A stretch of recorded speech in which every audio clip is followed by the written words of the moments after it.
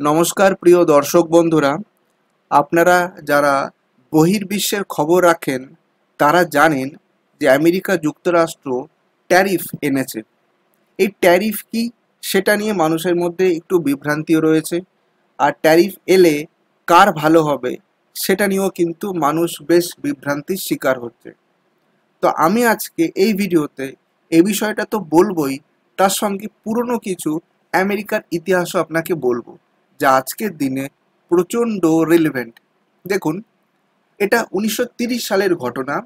1930-এর 17 June তখন United স্টেটসের president ছিলেন Harvard Hoover.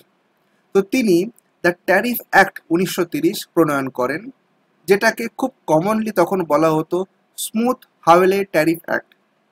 তো এই ট্যারিফ অ্যাক্টে কী ছিল না, এখানে বলা হয়েছিল বাইরে থেকে যখন জিনিস আনা হবে তখন 20% এক্সট্রা ইম্পোর্ট ডিউটি লেভি হবে। কেন? তার কারণ হচ্ছে যে যদি ট্যারিফ আনা হয় তাহলে আমেরিকা ইম্পোর্টটা কমাবে, মানে আমদানি কমাবে। তো আমদানি কমানোর লক্ষ্যটা কি? আমদানি কমানোর লক্ষ্য হচ্ছে যে তাহলে আমরা আমাদের দেশেই সেই জিনিসটা বানাবো। তার মানে 1930 সালে আমেরিকার বেকারত্ব বা প্রোডাকশনটা এতটাই তলানিতে পৌঁছে গেছিল যে প্রেসিডেন্টকে সিদ্ধান্ত নিতে হয় যে না, আমরা বাইরে থেকে আর জিনিস আনবো না, আমরা নিজেরাই ঘরে আমাদের জিনিসটা বানাবো। এইখান থেকেই কিন্তু ট্যারিফ আনার মূল যে কারণ সেটা সূত্রপাত হয়। কিন্তু এর ফল ভালো হয়নি।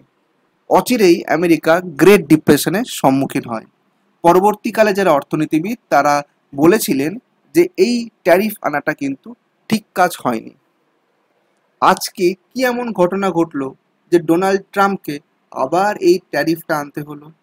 দেখুন, আমরা অনেকেই কথায় কথায় বলি যে ভারতের লোক বা বহির্বিশ্বের লোক আমেরিকায় কেন কাজ করতে যায়, আর আমেরিকা কেন তাদেরকে ডাকে যে আসুন আমাদের এখানে কাজ করুন। খুব সহজ কথায় বললে বলা যায় যে একটা কাজ করতে আমেরিকার একজন লোককে যত টাকা পারিশ্রমিক দিতে হয়, যদি বিদেশ থেকে কোনো লোক আসেন তার অনেক কম পারিশ্রমিকে সেই কাজটা হয়ে যায়। তো ন্যাচারালি বাইরে থেকে লোক গিয়ে আমেরিকাতে কাজ করেন, কারণ আমেরিকার যারা কোম্পানিজ রয়েছে বা আমেরিকার যারা প্রশাসন রয়েছেন তারা জানে বাইরে থেকে লোক এলে আমার 10 টাকার কাজটা 2 টাকায় হয়ে যাবে। তেমনি যদি আমি কোনো জিনিস আমার দেশে বানাই, মানে আমেরিকাতে বানাই, তাহলে অনেক টাকা খরচ হবে। তার থেকে আমি আমদানি করে নিই, আমার খরচটা কম পড়ে।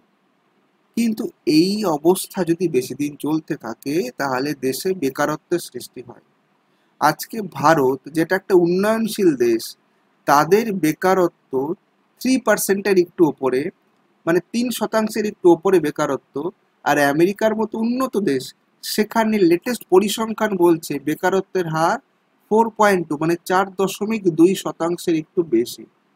তাহলে এটা তো প্রমাণিত যে আমেরিকায় আজকে যারা আমেরিকার জন্মগত, মানে যারা জন্মগত আমেরিকান, তাদের কাজ নেই, কারণ বাইরে থেকে লোক গিয়ে সেই কাজটা অল্প পয়সায় করে দিয়ে আসছে।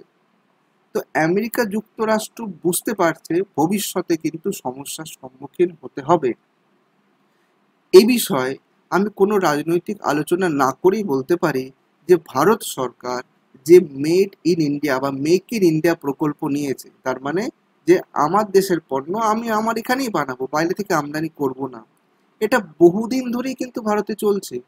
এর কারণ আমাদের দেশের কেন্দ্রীয় সরকার বুঝতে পেরেছে যে যদি মেক ইন ইন্ডিয়া প্রজেক্ট না বাড়ে তাহলে আমার দেশের শিল্পর বৃদ্ধি হবে না, দেশের বেকারত্ব কিন্তু বাড়বে। কাজেই বহুমুখী লক্ষ্য নিয়ে মেক ইন ইন্ডিয়া প্রজেক্ট চালু করা হয়। আমেরিকা কি তাহলে মেড ইন আমেরিকা প্রকল্পের দিকে ঝুঁকলো? তাহলে কি ভারতকে তারা অনুসরণ করতে বাধ্য হলো যে না, এখন আমাদের নিজেদের দেশের পণ্য নিজেদেরই বানাতে হবে, না হলে কিন্তু সমস্যা হতে পারে? তো এই ব্যাপারে ভারত তো তাহলে আমেরিকার পূর্বসূরি হয়ে থাকলো, যে ভারতই প্রথম বলেছিল যে না, বাইরে থেকে জিনিস আমদানি যতটা পারো কমিয়ে দাও, আমাদের দেশীয় প্রোডাক্ট বানাও, দেশের লোক দেশীয় প্রোডাক্ট যেন বেশি ইউজ করে।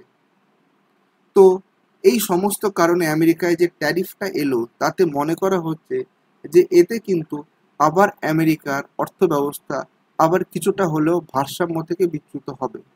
শেয়ার মার্কেটে অলরেডি ধস নেমেছে। আমেরিকার নাসড্যাক হচ্ছে তাদের শেয়ার মার্কেট, ডাউজোন্স শেয়ার মার্কেট, সেগুলো রীতিমতো তাদের যে সেন্সেক্স, সেই সেন্সেক্সে আমরা একটা লক্ষণীয় ডাউনফল দেখছি। এখন প্রশ্ন হচ্ছে আমেরিকা কবে এই অবস্থা থেকে ঘুরে দাঁড়াবে। অনেকেই বলছে যে ডোনাল্ড ট্রাম্প সম্ভবত একটা ফ্র্যাঙ্কেনস্টাইন তৈরি করলেন, আর যদি উনি ফ্র্যাঙ্কেনস্টাইন তৈরি করেন তাহলে তাকে বধ করতে হবে এবং সেই বধের দায়িত্বও কিন্তু ডোনাল্ড ট্রাম্পকে নিতে হবে, কারণ ওনার হাতে বেশি দিন সময় নেই, মাত্র 2 থেকে 3 বছর সময় পাবেন। তার মধ্যে ওনাকে এই ট্যারিফ যদি দেখেন যে আদৌ আমেরিকার সেটা পক্ষে গেল না, তাহলে উইথড্র করতে হবে, রিভার্স ট্যারিফ আনতে হবে। তো আমেরিকার জন্য কিন্তু আজকের দিনটা খুব একটা সুখকর হলো বলে আমার মনে হলো না। কি বলবেন দর্শক বন্ধুরা?